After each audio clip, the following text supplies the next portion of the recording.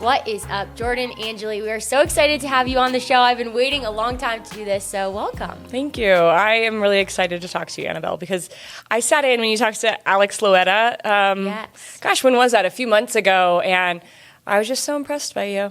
Oh, I appreciate that. She had such a powerful story. Yeah, I'm like, how do I not cry this whole time? I know. Well, I was crying for you in the background, so I'm really looking forward to this. Well, I'm excited to hear about your soccer journey and your broadcast career and just your faith in Christ. But I love asking guests on the What's Up podcast what they're all about at the moment. And it could be something super big, like a life goal, bucket list item that you have, or something fun. We're in the summertime, so a little new thing. What are you all about right now? Well, you know where I'm going to go with this. It's the summer of 2026. I am all about the World Cup. I have watched too many games, and it's not just the games themselves, because I'm a soccer nerd. I will watch soccer all the time, and I think that has helped me a lot, both of my careers that I've had. But what I've loved is seeing the world come together. To see I got to go to a couple games and to see these cultures, very different cultures. Like I went to Senegal, Norway, and those are very different places in the world. And all the fans are just so happy to be there celebrating their team, and it's just a beautiful thing. I felt like there was like some real good camaraderie and some healing in the world when this was happening. So, and it's just been a beautiful display of Jesus and like people's faith. There have been so many players that have been outwardly expressing their faith in Jesus. So I am all about the World Cup. Good. You should be. I mean, it's so cool. And I mean, I feel like I'm all about the World Cup, and I'm not in the soccer world daily. Yeah. For someone who is, what has that been like? Just expand on that, seeing the faith of some of these players and these teams really take the moment and glorify the Lord. Yeah, there's been really cool moments. Felix, I forget his last name. He plays for Germany. And he did this celebration where he took a crown off his head and he laid it at the feet of Jesus after he scored a goal. And I just got the chills. I was like, wow, what a proclamation, where the way that the World Cup works is it's a world feed broadcast. So every single country has different broadcasters that call the game, but they're all getting the same pictures. So one production company is producing it. So that picture went out to every single person across the world that was watching the games. And so things like that just, you know how it is as a Christian. Sometimes you feel like what am I doing? Like, I don't know. I feel all this resistance with culture and what's going on. And then there's moments like that where you're just like, okay, we're in this together. Like, there are so many brothers and sisters in Christ around the world who are stepping up in moments where they have the opportunity to honor Jesus, and they're doing it. And so it really just makes me so happy. Like, it's just made me so happy to see all these people and praying after the game, like mixture of players from different teams praying together. It's been beautiful. So beautiful. Yeah. And I think even for me, seeing the United States team come together and pray, as someone from the U.S., like cheering them on, I'm like, that's so much cooler. I mean, obviously you want to win, but like better than a goal. I was like shocked when I saw it the first time. And I honestly thought, is he praying? Which I think tells you about kind of where we are in the sports world a little bit. And what we're trying to push into is more just like being bold in our faith. And we can both say here and say every person around that circle, because it's everybody, staff and players, that would huddle up. And it's Mark McKenzie who is doing the prayer in the middle of the circle. I don't think all those people are believers, but you just don't know what God is doing. You don't know what he's doing. And so even the fact that they're there arm in arm was really inspiring, that maybe a tide's changing. Maybe the tide's changing, and more people I do believe more people are curious about people who play sports who have a different type of joy than others. It's really cool. And I want to talk about your own soccer journey, because you have an incredible path playing in a premier program in Santa Clara. How did you land there? I don't know. Honestly, I don't know. The recruiting process was like way different than it is now, which I'm very thankful for, because it's hectic, I think is the word I would choose now. But I was a really late recruit. I went to Santa Clara when I was getting recruited. Before I got recruited, Santa Clara was like the top of the top dogs, best 4 teams in the nation. And they had won a national championship in 2001. And I, that summer, went to a camp there. And I was like, I want to go here. well, I wasn't the best player on my team. And so it was a lofty goal. And somehow, some way, my senior year, I got introduced to one of the assistant coaches, and he started recruiting me. And I was a really late recruit. Most people signed and like committed where they were going their junior years, and I didn't commit until December 31st of my senior year. I will always remember it was my coach's birthday, and he was like, "This is the best birthday present ever." It was a really late recruitment, and I didn't get a lot of scholarship, but I knew that I wanted to go there because it was a great school, but I wanted to be a pro soccer player, and I knew that was the coach that would get me there.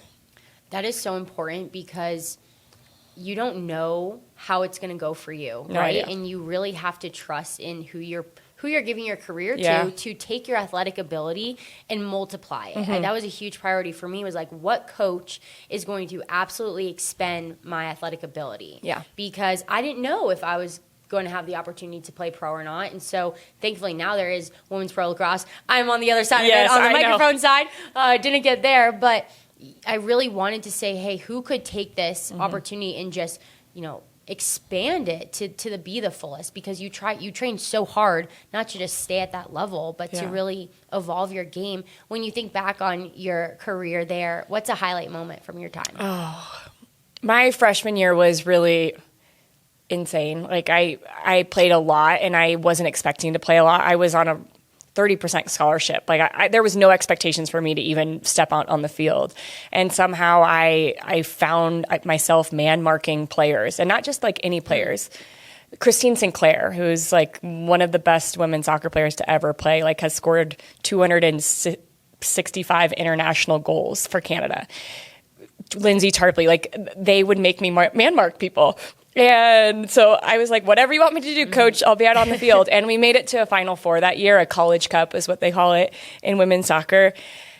Just to have that experience with a group, and I think this is one of the reasons we love sports, right? Is you are just committed to something that's so much bigger than yourself, and you are working together, and these pieces all fit together the way that they need to in order to find success. And it felt like that team just had a lot of really good pieces that maybe wouldn't have worked together otherwise, but that year we got to the semifinal. We ended up losing, but just to be there was such a cool experience as a young soccer player. I love that happened in your freshman year, and you were able to see tangible success, like personally, because then you can really call on that when maybe you're having a feeling of like confidence lack, or am I supposed to be here? Am I good enough? And having that experience, it's like a gift, you don't always get it. Success doesn't always come early in people's careers, whether it's pro or college.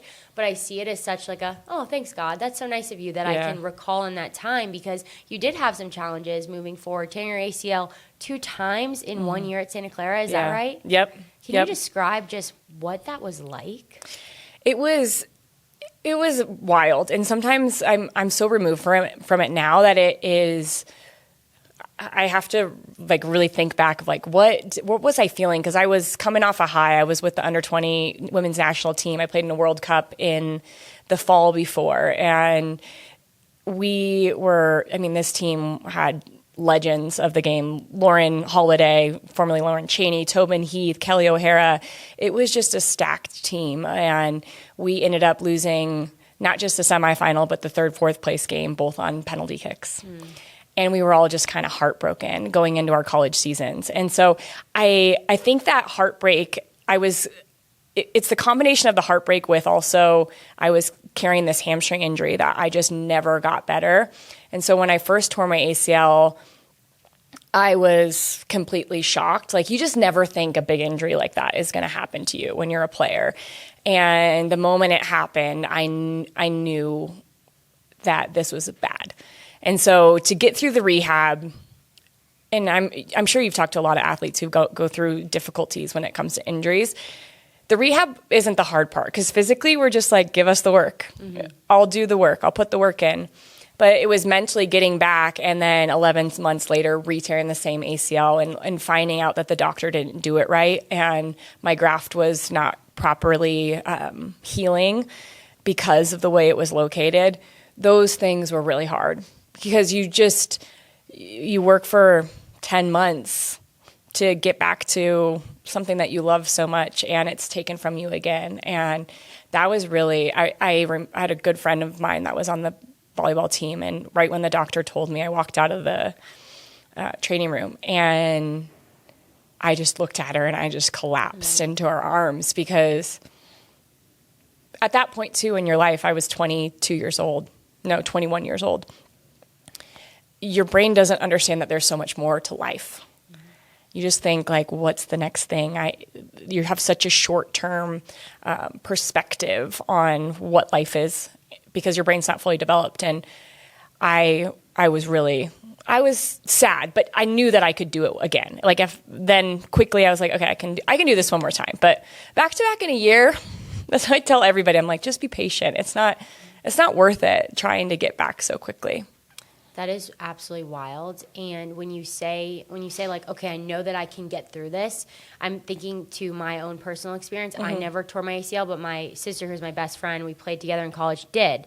And she had back-to-back serious knee injuries, ACL and then another knee injury. And I remember seeing that like in her eyes of the frustration of, what had just happened, but also the like, I know that I can do this. But the anger that set inside of me of like, what, just the confusion was so real. I couldn't even fathom like what she was processing. How was your faith challenged in that season when you really had to start processing the next coming months for yourself? I would say in college, I don't think, unfortunately, my story continues and I tear my ACL again. And I would say that ACL really grew my faith.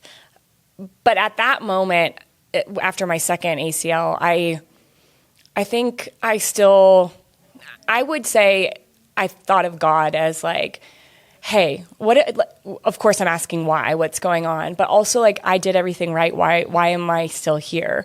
Almost like not a genie God, but like, hey, I did the right things. Why is the outcome different? Like, why is the outcome not what it should be?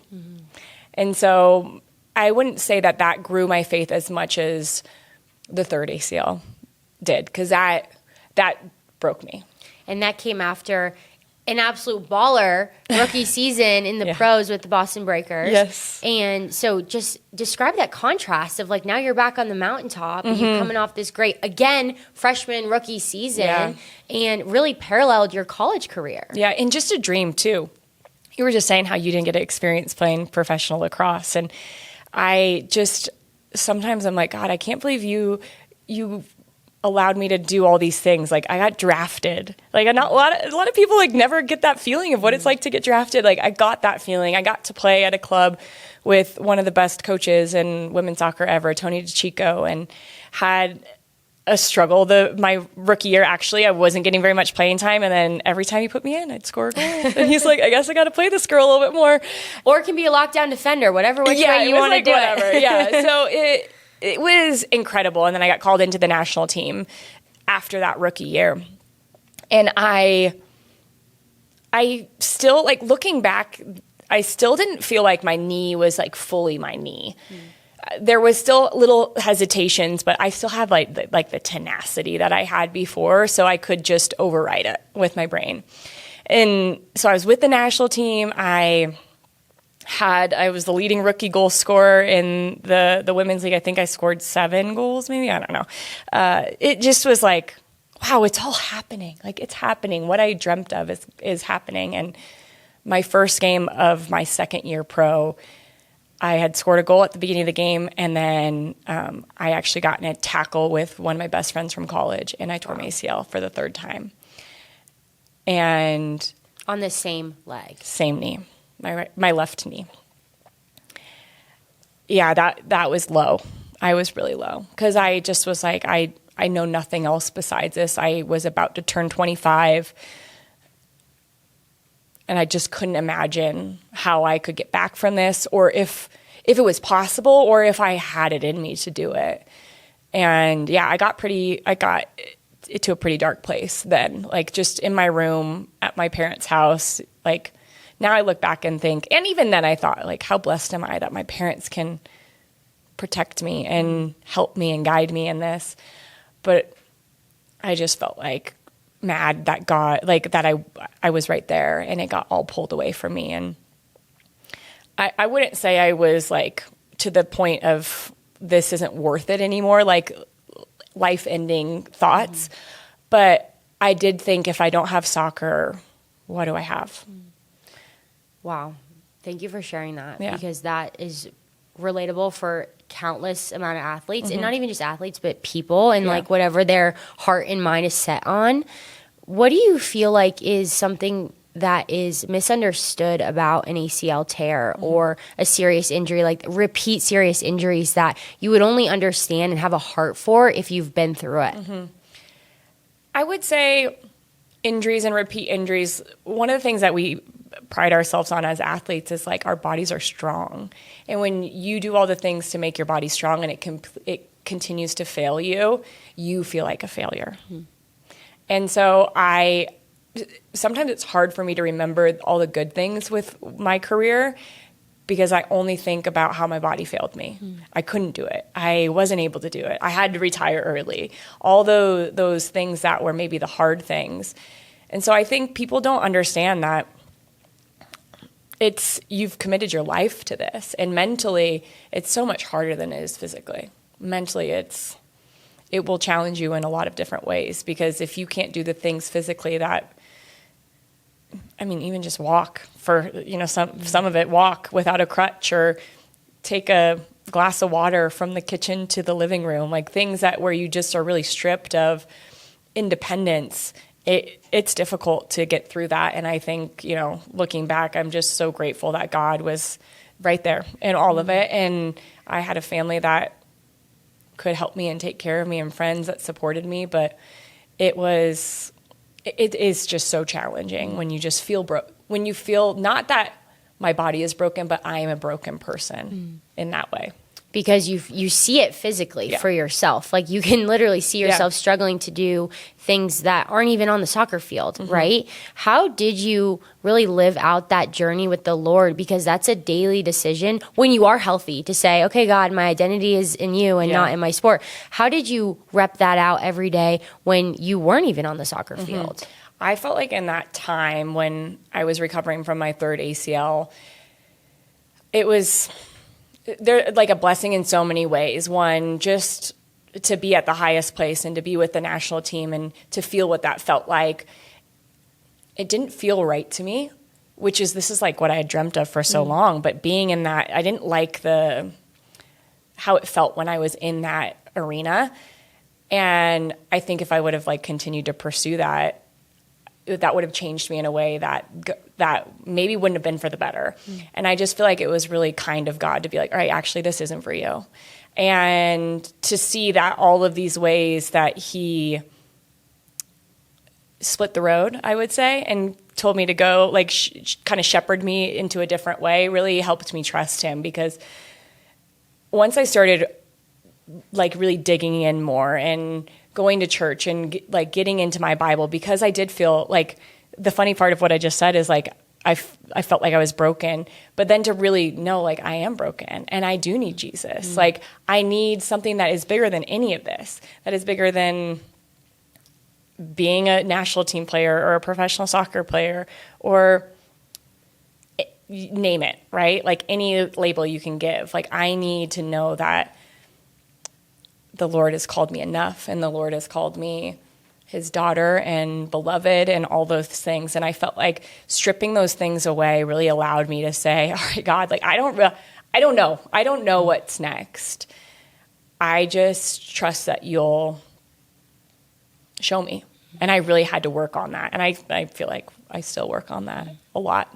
Was there a specific verse or song or just phrase of the truth that was spoken over you or that you read during that time that when you think back to that season of your life, obviously it's long ago, you've been through, sometimes I think I kind of blacked out some hard seasons in my life, and that's probably the Lord protecting me, honestly, because I don't need to recall that. But is there anything that stands out to you about man, when I was going through the battle with the Lord and trying to become healed internally, I remember this just that really sticks out? Yeah, when I was actually right when we got back we were on a away trip when I tore my ACL the third time. We were in Atlanta. When we got back to Boston, I was living with one of our goalkeepers, Kelsey Davis. And we were sharing a bathroom in this family's house that we were living in. And I went into the bathroom, and I was kind of hobbling in there. And she had stuck a sticky note on the mirror. And it was Philippians 4, 6 through 7. And it just talks about, right before that, it talks about rejoice.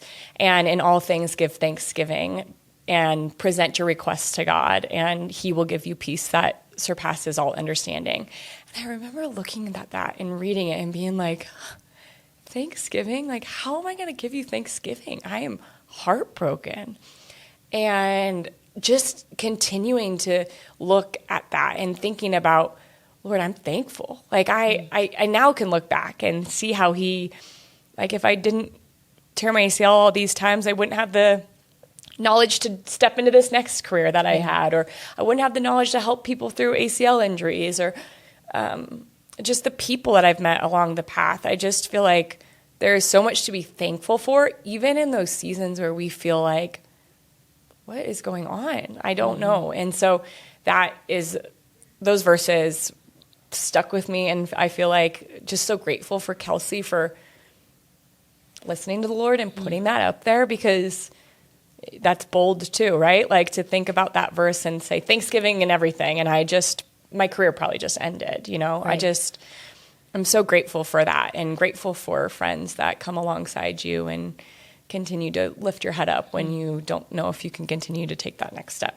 And she could have chosen scripture of like, God is near to the brokenhearted. Like, she could have chosen like anything that would have made you feel comfortable. Mm-hmm. And I love that, kind of like you said, that you were thankful that she chose that, because like the battles that you've been through obviously give you knowledge on like being a teammate on the sideline and how to go through injury, but also like just create you as a warrior, like just for life. Like truly that's a spirit that you give off, is like, I'm a warrior. And so it's really cool just to hear the real heart that you have had through that, and the heart of it as well. And something that has come out of it is the ACL Club, which you founded, which is so cool to me because I've known about it for so many years and didn't put the two and two together until pretty recently. So what is the ACL Club? So I was kind of at the end of my career. I had come back. You came back. We didn't even talk about that. 2 more years, right? Yeah. Amazing. And in that recovery, I remember 2 things that I feel like were really God ordained. Like, one, I got back into this like obsession, like I got to get back to the national team. And I remember I was driving back from my PT and where I did like strength and stuff one day. And this is like really the only vision that I've felt like the Lord has given me. But I'm driving back and the sun hit like my mirror in a way that I like felt like blinded for a second. And I felt in that moment, the Lord was just showing me like sand in somebody's hand. And when you're holding, and he was like, if you hold on too tight, the sand is going to find every little crack. And like if you hold on to these things that you want, it'll find a way to escape. But if you just hold it like this, like I felt like he showed me sand, just in the hand, just sitting there. He's like, it's safe. Like whatever your dream is, it's going to be safe in my hand. And I just remember feeling released that I don't have to get back to soccer. And I felt like, Lord, if I get there, it's you. It's not me. 7 knee surgeries later, like it's not me that is stronger than anybody else. It is totally you.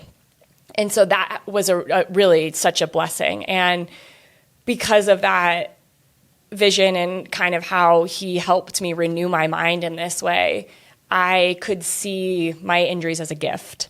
And I was just playing one day between my 2 last years of playing with the ball in me at a soccer field, which I've done hundreds of times, juggling the ball. And I just felt like he was like, you got to start the ACL Club. Like, you have to help these people. I tore my ACL like pretty much the 3 ways you can tear it: jumping, landing, non-contact, cutting, and someone tackled me.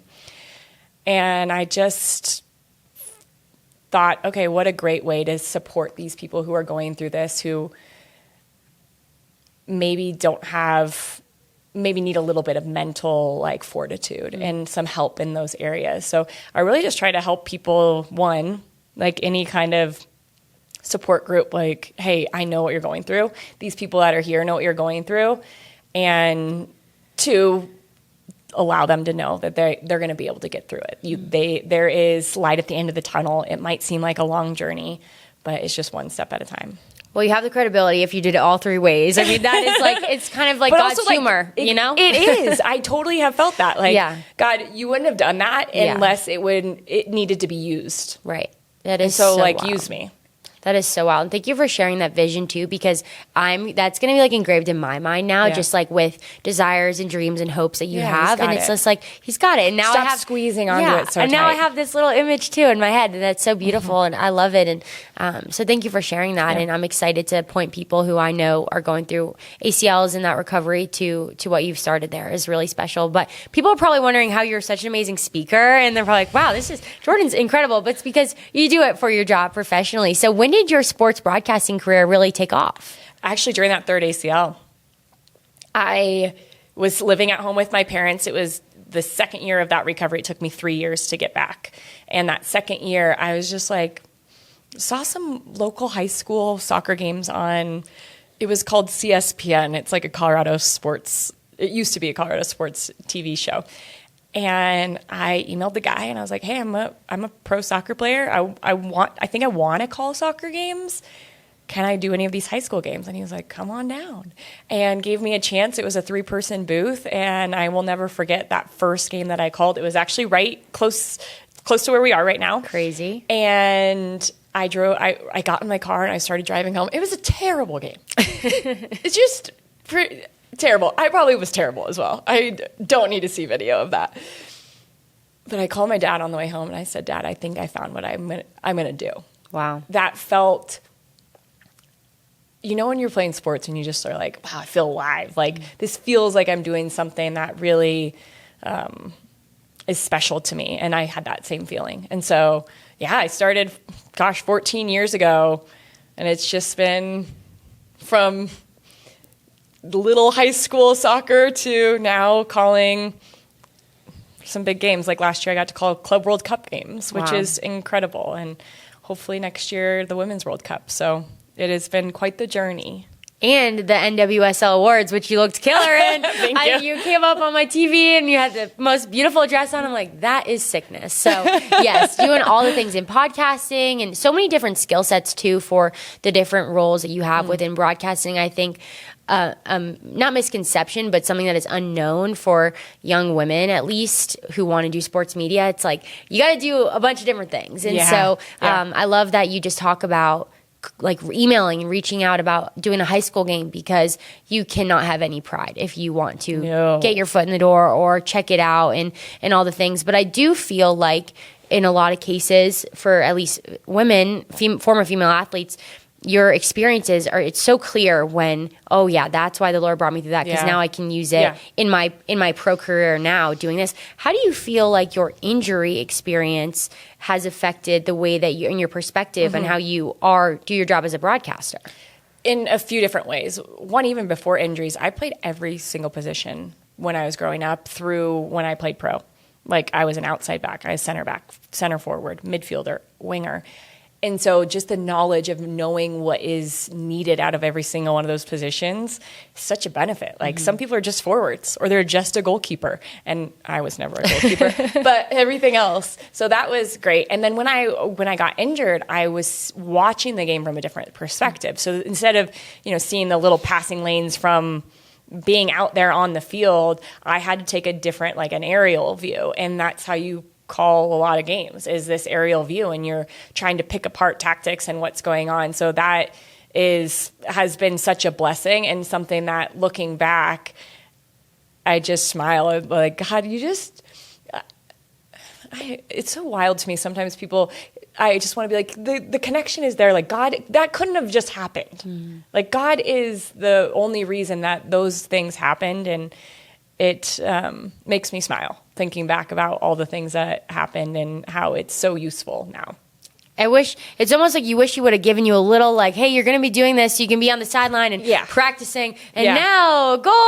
Yes. Also, when I was growing up, like, my family will find photos or videos where I'm interviewing people, or I just always loved doing that. So I think I'm also comfortable in those positions, which is just the personality that I was given from the Lord. Like, you are going to want to know things about people and ask a lot of questions. And that is a gift, right? Don't you feel like just the curiosity that you have is such a unique attribute? Definitely. And I also think obviously being an athlete helps, but also seeing the people that you're calling the game for, or you're interviewing, or doing the podcast with, as like, okay, you are a child of God. Yes. And having that perspective, because I do feel like, at least my Christian faith really plays out into how I see this person. Yes. Like, I see them so much as like, yes, the athlete, but like also the human that is going through this really difficult moment, even when you ask a hard interview question. So how has your Christian faith influenced what your thought process is when you do interact with these athletes? I think that's such a beautiful thing to say, because I look at people like, man, you're exactly who God made you to be. Like, he was perfect in the creation of who you are. I'm kind of thinking back, because I called a game last night. I flew in from Florida. Amazing. This is the grind, everybody. Yeah, I called a game last night, and actually I was thinking about it, and there was one play, and I tend to focus. I tend to try to focus on the good thing that happened and not the negative thing that happened. So, like in other sports, there's usually duels. And if one player wins the duel, I'm talking about the player that wins it and not the player that made the mistake or did this. I just feel like it honors the player who did the good thing and doesn't bring up, I don't know if shame's the right word, but doesn't put any more burden on the player who made the mistake, because we've all been there. We all know that we make mistakes, and we're the first one to be like, that was my fault. And last night I said something about a player that made the mistake, and I am like, wow, I don't, that's not me, and I don't want to do that. And so, like, I do a lot after broadcasts, and I'm sure you do too, is just take a little bit of just be a little introspective, and how can I be better the next time? And that was one of the things that stood out. Like, I didn't need to say that. Yeah. And words are powerful. And even though to others it could have felt innocent, to me it didn't feel right. Yeah. It is such a difficult thing, especially when that might be your former teammate, or you might have a relationship with that person off the field because of your closeness and close proximity to the game and just the relationships that you have. And there is a time and a place to be critical when you are in the booth, or you're on the sideline, or you're an analyst on a show, right? Like, there is a time and a place to do that. But it is in a way, it's a cool feeling to say, to weigh, what is most important here? Yeah. Like, what am I going to get out of being negative? Like, am I going to get more out of highlighting the positive, or am I going to be wasting my words? And so I love that you can explain that, and I appreciate you sharing just like rethinking about it, because sometimes it is the right thing to give the analytical criticism, but other times it's like, was that needed? Like, do I need to do that? Do I need to add to that at least? Yeah, and it is a conscious thing, and I just said, I mean, I don't do it right all the time. There's often times where I'm like, that didn't feel good to me. And if it didn't feel good to me, then I don't think that was honoring that player or what God had for me in that moment. And I just don't want to, I want to be very aware that words are powerful, and in those moments, use them to lift people up. And it is really hard when you have the microphone in your face, right? And in a way, it's your game day too. And so for you prepped for it for a long time. For you, how do you bring your faith into just really the nerves of the lights are on you, it's live, here we go, I want to be careful with my words, like you did as an athlete when you were playing? I like that I get these like nervous feelings, like what I did when I was playing. It makes me feel like, okay, this is important and it means something to me, and I want to do a good job. The way I feel like I bring my faith in is, if there are moments to bring it up, which we can talk about a couple moments that happened last year that I actually spoke about my faith on national TV. Besides that, how am I treating everybody? Every single person at the place I know, that I work at, I know their names. I talk to them. I want to make them feel valued, which they are, because they're all humans. And I just want to create an environment that I work in as to, like, this is if I was anybody else and I wasn't even in this situation, this would be the place that I would want to work. And so I think that is one of the biggest things is like, how do we value each other and how do we go into places saying, all right, every single person that is on this show matters, not because you're pushing those buttons and not because you're working the camera or you're talking in front of the camera, because we believe everybody is a child of God. So I guess first and foremost, that is what I try to do is like lay a foundation of just real joy in what I'm doing and being able to enjoy what we're doing together. And I'd love to ask you about maybe one of those moments when you were bold about your faith on national TV or whatever it was that wasn't technically a faith podcast like Sports Spectrum, because I've actually had some younger girls come up to me and say, how are you so bold about your faith in these certain settings? It's like, I don't even feel like it's boldness because I'm just saying like, this is what I got. Like, this is what I'm betting my life on. And this is what I need. So what was that moment for you? Or one of those moments for you?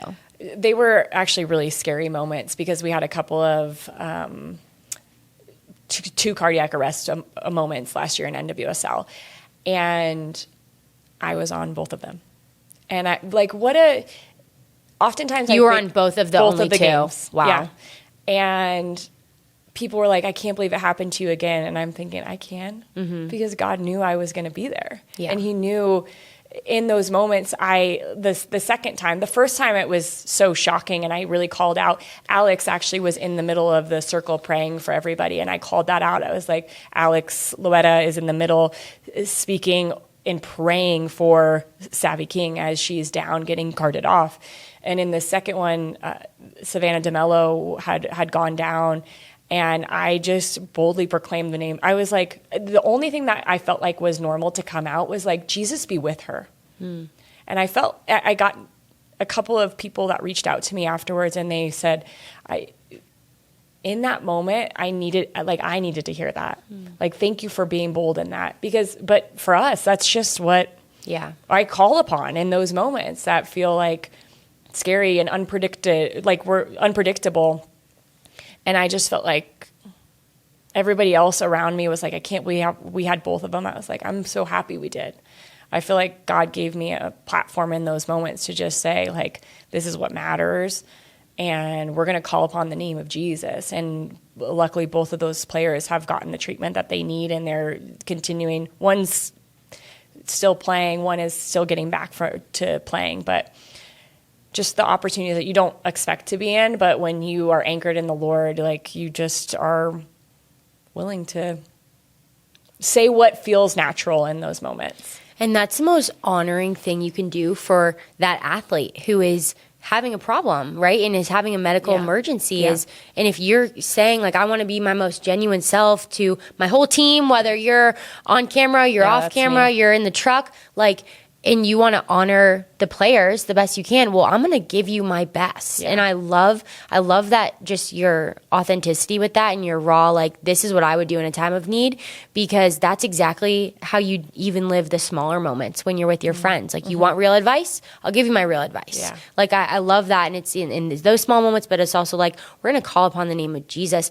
Was that, when you said that, did you have any thoughts of, oh gosh, I don't know if I should be saying this, like, am I allowed to talk about my faith? Is this okay? Like, did any of that cross your mind? Afterwards, I said, okay, well, I said that. I don't know if there will be repercussions for it, but if there were repercussions, I wouldn't have regretted saying that, right? And I think that is, unfortunately, like, not a thought that why do we have to even have that thought? And I think that's disappointing just in general, but I didn't talk to anybody about it. The only messages I got from people were, thank you for saying that. Thank you for calling upon Jesus' name. Her family reached out to me and said, thank you. Wow. And thank you for praying for her. And so it just also opens up doors that you don't even know are there from just being bold, which is exactly how we're supposed to live our lives, right? Like, you don't know who God has in front of you. So be ready to embrace the moment. That is crazy cool and scary at the same time that you are involved in both of those. So I just love hearing, and even the connection to Alex. Like, I can just picture you like watching her and saying, I am confidently going to say, I know that she is praying. Yes. Because I don't know, could you hear her talking? Nope. Right. So like, isn't that so cool? And after the game, they said something, the players huddled up. I said, no, they didn't huddle up. Yeah. They were praying. The players were praying. Like, and I think that is where, in our lives, but also in the world we live in, it's so easy to take God out of things.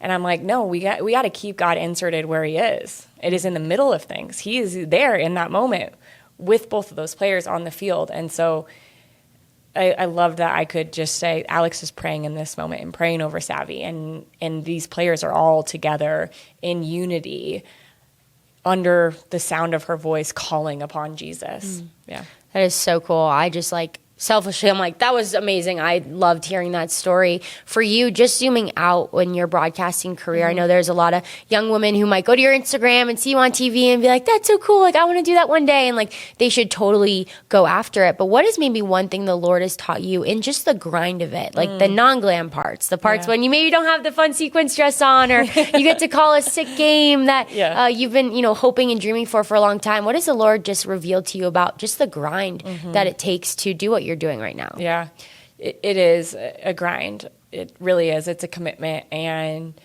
I would say I've been doing it now for a long time. And I would say over the last year, I've also been like in this season of where I've been wanting a lot of other things for my life. And I am kind of just this person, like when something isn't working, I just go all in on something that is working. And so I would say I'm now learning, not that balance is really a thing in life. I think we all always struggle with that. But as you grind and you try for these things, it's okay to say yes to things, but it's also okay to say no to things. And that is something that I'm trying to listen to and live out right now. Because as much as you want to grind, like life is so much more than who you are as a broadcaster or what your job is, because there's going to be a lot of jobs. And you might do this for a while and then you might try something different. Like, you just never know what's going to come out. But I think for me, I've just put so much. I don't want anyone to get where I am. I'm 40 and single, and this has been something that I've just been so driven to do, which has been awesome and beautiful, and I've got to do so many cool things. But there's also like so much life over here that can be lived too. So the Lord has really shown me that and tried to help me like strip away things that I feel like I want to have to things that I desire to have, like really deeply desire. So I would just say, learn to find balance and be okay with a no and be okay with a yes. And because you're going to be able to give those, and you're also going to hear those a lot.